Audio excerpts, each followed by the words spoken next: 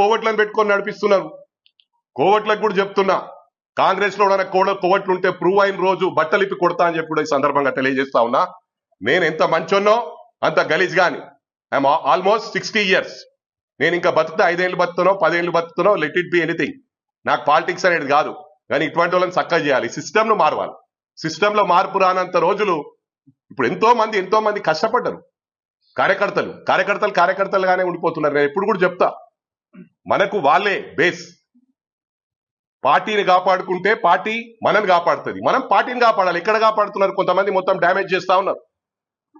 వాళ్ళ డబ్బులకు అమ్ముడు పోయి వాళ్ళకి ఇన్ఫర్మేషన్లు ఇచ్చి మేము వాళ్ళని లాక్ చేద్దామంటే మమ్మల్ని లాక్ చేసే ప్లాన్ లో ఉన్నారు. అంటే ఇది ఎంతవరకు రైట్?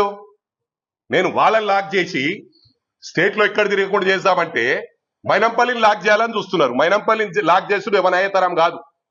దేనికైనా సిస్టమ్ ఉంటుంది, సిస్టమ్ కు రెస్పెక్ట్ ఇస్తా. అది బిహాండ్ లిమిట్స్. ప్రతి దానికి హీల్డ్ పాయింట్ ఉంటది. ఆ హీల్డ్ పాయింట్ దాటితే కిస్కా బాప్ కోనై సుంతా అని చెప్పి సందర్భంగా తెలియజేస్తా ఉన్నా. నేను రాజకీయ లబ్ధి కోసం దేనికి సరెండర్ గాను. నేను ఆ రోజు